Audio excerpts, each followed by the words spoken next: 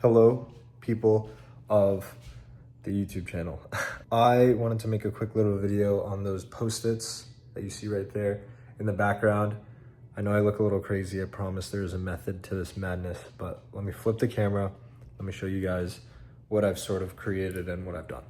So essentially what this is it's a system for me to bring new tenants and properly transition old tenants out. What I use is Google Calendar. And Google Calendar helps me a lot with my reminders, as well as just daily tasks that I need to do, as well as tasks in advance that I need to get done. What better way to automate this than creating a schedule on this sheet right here? I pretty much just put it all in Post-it notes for a visual representation, but pretty much creating my own guide, helping me just go through one by one, kind of like a brain dead type of deal where I can just copy and paste and every tenant gets the same structure. No items are missed and it's just automated. And so that's why I created this little visual here to pretty much show that structure and show you guys what's going on. So coming here, this is the new tenant move-in system. And so essentially what I've learned just by putting this out, the new tenant move-in system works a lot better if we start from the end of their lease moving backwards versus the old tenant move-in system where we start with the day they decide to move on and work our way to the end date. Starting with the new tenant stuff. Here we can see post-it number 1, which is the lease acceptance day. Essentially, that's going to be the day the tenant gets accepted, everything is signed regarding the lease and all that. And that day I'm sending a welcome email, the payment information, all that stuff, anything utilities wise. And this could be a month in advance, this could be 2 months in advance, but all that information is getting to them the day of. So that way they have ample amount of time to come back with questions or concerns or anything of that. That's number 1. You can see welcome apartments.com and then rent reminder. So then we jump to number 2, which is your move-in day. And pretty much here you can see it's ensure everything is good. This is us setting an event on our calendar, reminding us of the move-in day of that tenant. So whether that's earlier or later, regardless of whatever it is, we set the move-in day. For example, the tenant coming into Ripka Unit 1 is moving in June 10th, I believe. I would send a reminder for their move-in day to be on June 10th. Then we jump all the way to the end here, which is our lease renewal day, which is 90 days before their actual lease end. With that, I would schedule a reminder to reach out to the tenant on, I believe, March, which is 90 days before their lease would end. I would reach out to them, and if they decide to release, sure, great. I reach out to my realtor, we get a new lease signed, and it's all good to go. If they decide to move forward, that's when, jump down here, which I'll get to in a second. So we start here. So we've gone from the acceptance day, where we message them and everything like that, and this is the day where we start putting all these reminders on our calendar. So then we move to number 1, which is we schedule their move-in day. Then we schedule their 90 days. We're moving forward in time, furthest point outward that we would start at. Then we move backwards. So we do an 8th month check-in. So we go 90 days, then we go back a few months. We do an 8-month check-in, pretty much asking the tenant if everything's okay, everything's up to their standards, their liking, yada, yada, yada. Nothing too crazy right there, but having this reminder, ensuring that we are there for the tenant and the tenant doesn't just need to reach out to us if there's an issue. This is huge. Same thing with here. First 4 months, check in with your tenants. I've noticed that communication, 100% key. Not too many landlords like to communicate with their tenants because they always bring up problems or they have nothing good to say, whatever have you. If you set this standard for all your tenants that you are there for them rather than just needing to bother you, it changes the whole dynamic. You started off right here. When you reach out to them, I always give my tenant a call as well as follow up with a message giving them my personal number stating, hey, I'm here for you. Like, you need anything, I am your guy. And so having these check-ins is huge. So then we also have a post-move-in check-in. And this is 1 week after they move in. I check in with them, make sure everything's cool, make sure everything is all right. And this is also an opportunity for me to gather my property condition form that I provide to each unit. That way they can check off everything, make sure that they are safe with their security deposit, and then I can use that as a cross-reference for when I go through, do my checks, and ensure that they get their full amount in their safety deposit. So that's number 6. Skip to that, and we go to number 7. So this is our move-in date. So we're now going back in time. Now we're back to the move-in date. So we're back on June 10th. If you're trying to put like picture a calendar, we're back on June 10th. And so this is the day before, where I now send a email for the tenant's lockbox code so that they can get into the property, which would be sent on this day. That's that. This is super important because without this, the tenant is not getting into their property. So it's critical that I have this reminder set and ensure that everything goes smooth for this day. It's all about setup. These 2 days are all about setup for this day. And so this happens then. And then 1 week before, again, talk to your tenants. I set up a 1 week follow-up, make sure everything is good for the tenant, as well as make sure we get our security deposit and first and last month's rent. Ensure that everything is ready to go for this day. And so that top section right here is us moving backwards, showing you essentially, I guess if you really wanted to, you can move this one over there and then it's completely backwards. But this shows you a step-by-step guide as to what needs to be scheduled on your calendar, and so you don't miss a new tenant coming in. Pretty much automating all of that. This is also a rough draft. I just have like the idea printed out. I still don't know, like I have a few things that I want to write as titles and just like consistency, but for the most part, this is just like a rough draft. This is a very, very rough draft. I started this yesterday. That's what we have for a new tenant coming in. This is why I like this system, because it loops, right? So we get a new tenant coming in, we move them in, we schedule their move-in date, we do their 90 days, we do their 8th month check-in, 4-month check-in, 1 week check-in, then, you know, lockbox code and all that. So that's all scheduled. And so in real time, once we get to the 90 days, they have 2 options. They have one, they can release, everything's cool, nothing needs to change, everything stays the same. Or they have the option to leave. Then it plays out this procedure right here, where this is an old tenant moving out. So essentially with this, with an old tenant moving out, we can see that it starts with our 90-day reach out. So that's where the loop begins. So we start here and then they want to move out. So then we come back here and this is where it picks up, just literally picks up right from here. We reach out to them, they want to move out, great, that's fine. What this is a reminder for the next 60 days. We use this 90 days to gauge whether they want to stay, whether they want to go, whatever the case may be. And from there, we schedule a reminder 60 days. So in 1 month, we schedule a reminder stating, hey, this is how the procedure is going to start right here. 67 days. I give myself an extra week just to explain to them, hey, this is how everything is going to start. We are going to set you up with showtime. That way you can schedule showings based off of your schedule. We are going to come in, take photos. What's the best day for you? Let the photographers come in and let them take photos, do what they need to do. I've noticed 2 months at least gives ample amount of time for the tenant as well as for new prospects to sort of transition. Then from there, we move to our 30 days, which is 30-day check-in. This is going to be the last month the tenant is here, making sure that they get the goodbye email with understanding how to move out from the property, ensuring that it's clean, yada, yada, yada, as well as their security deposit. What's the process for that? How are they going to get it? And so on, so forth. So this is critical because this is one of the last times that you'll be reaching out to them and, you know, getting all their belongings and so on and so forth. But most importantly, this is when we are finalizing the move out date. So from this point on and this point on, we're sort of at an estimate move out date, which is going to be at the end of their lease term.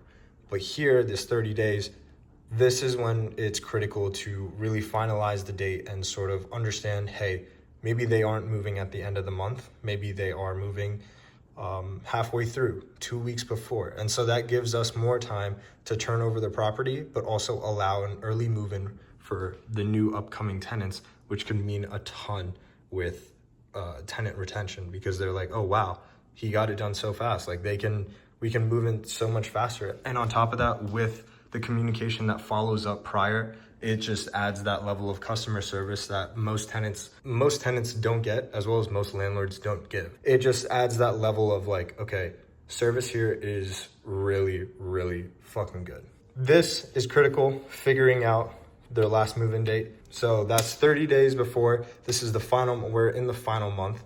Then 2 weeks before that they move out is when I'm starting to schedule different people, like my paint guys, drywall, all that stuff, as well as cleaners, to come out on the day before the new tenant moves in. Whatever that day is, the new tenant that moves in needs to come, the cleaners need to come before that to ensure that the property is spotless for them. Because if you get the cleaners a week before the new tenant comes in, like, sure, it's gonna be clean, but is it gonna be like pristine, like spotless?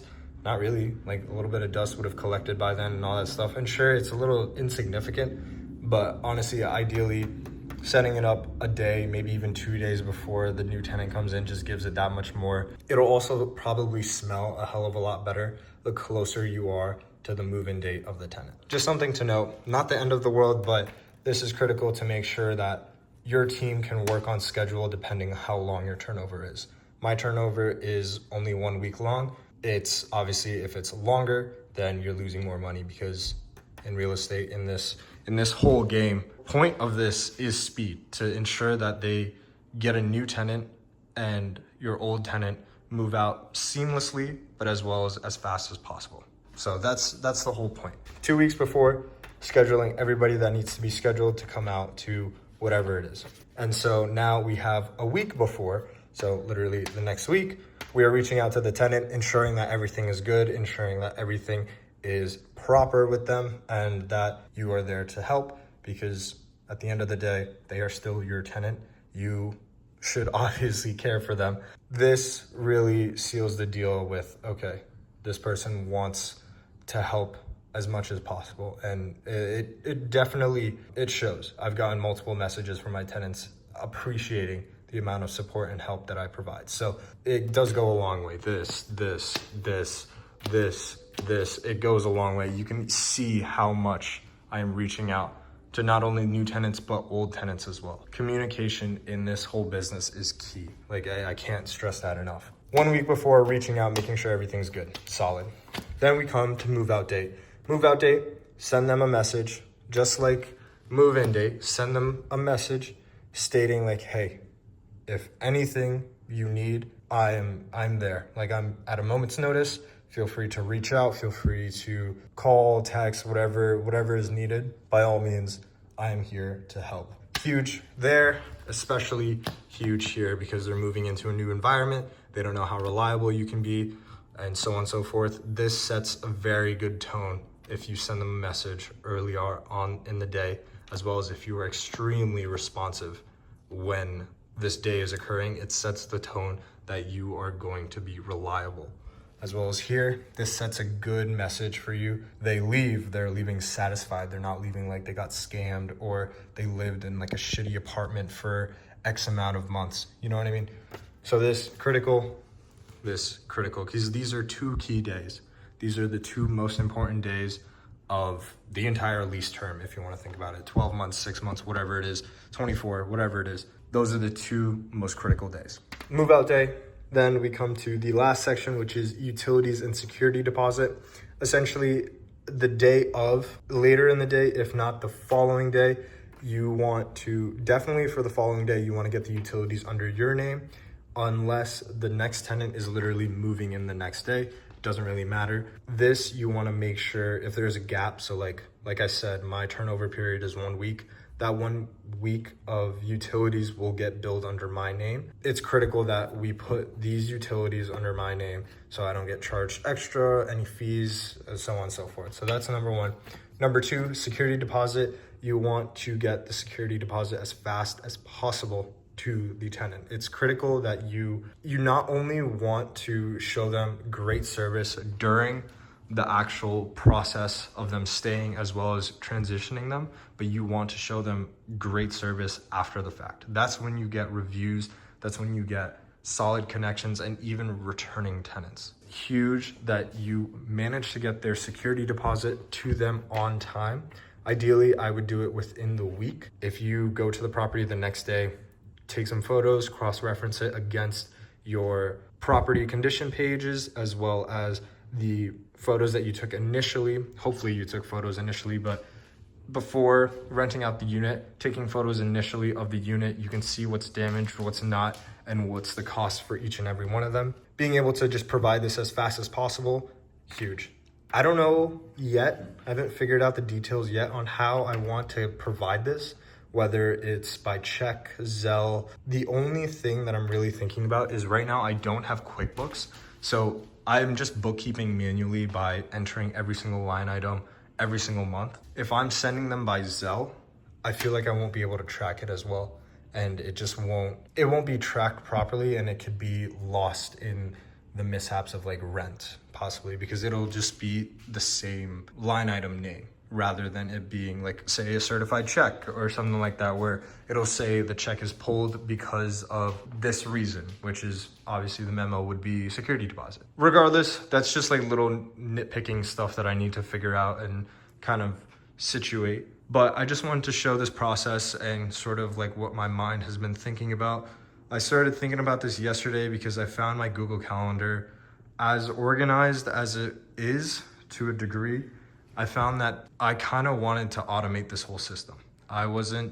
This is obviously the first time I'm doing it, and so we'll see, because this is the first time I have 2 tenants leaving, as well as 1 tenant coming in, and now I'm gonna have another tenant coming in as well, because Ripka Unit 2, the current tenant there, is leaving. We'll see how it goes, we'll see how it turns out. This is obviously the first rough draft, and I'm gonna implement it.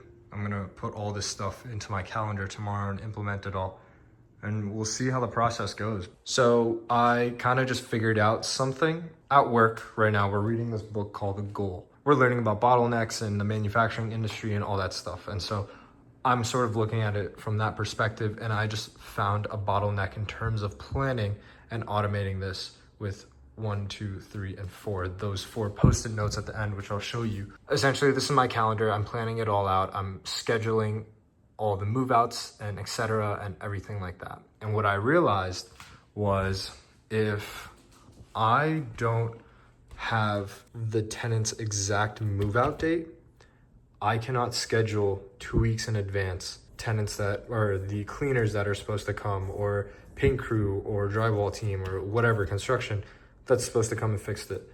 I can't schedule 1 week in advance to know when to message the tenant and make sure that they're okay. I don't know when they're moving out. I don't know if they're like the finalized day that they're moving out, unless I make an assumption it's at the end of the month. But what if they move out early? And that's wasted time. That's time that could have been done turning over the property, allowing a new tenant to come in much sooner, providing an even better service, a faster service. So this is critical. If I don't know this, I'm shot, I'm fucked over here. And then on top of that, I don't know when to provide the security deposit. I don't know when to put the utilities under my name. Who knows how many bills I could be getting charged, or who knows, not bills, but who knows the usage I could be getting charged for electricity, gas, water is under my name. But besides the point, that right here is a bottleneck for these 4 post-it notes. And I was just thinking, and I was just planning it out and doing it in my head and sort of putting it on my calendar. And I was coming to the conclusion that without this is stopping me. Without a final date, this is all unknown. This is all just unknown, and it kind of sits in the air. After I figure out on the 30th day, then I can regroup and figure these 4 out. But that's just like a little bottleneck that I found in this system. Hopefully in the future I can figure out, but for now, I don't even want to go off the estimate that it's 30 days. Like at the end of the month is when they're going to move out, because of that opportunity of, oh, what if they move out earlier? That's more time on the table, equating to currency. time is money, essentially. In this game, at least, time is money. And so the faster I can turn over the property, the faster I get a tenant in, the happier they are, the longer they stay, the more money that property makes. You know what I mean? That's where I found this. This is the bottleneck in the system. Up here is completely fine. I just planned this entire new tenant thing out. This is completely fine because they are determined on a specific date set by me, which is June 10th in this case. So they can't move in any time earlier unless I allow it. And so that's why this top portion works. This bottom portion, I'm playing on the tenant's time. That's why this is a lot harder. That's why those 4 are a bottleneck, or that post-it note is a bottleneck. These 4 are unknown. Something I wanted to add right there as a little tidbit, but if you guys are following the system, if you guys have any ideas or think it's wrong, or if there's a better way that I'm maybe just overthinking it, by all means, please let me know. But this is something that I noted. In the end, all I would have to do is just reach out to them, the 30-day, finalize it, come back to the system, and then schedule out those 4 post-it notes, and everything should be good to go. That's pretty much it for that whole system and that whole process. The idea behind it is, if you were my property manager, I could provide you this sheet and you would know what to do when a new tenant is coming in, as well as when an old tenant is leaving, and you could stay organized and your calendar would stay organized, and you would understand, okay, I got to reach out to them this time.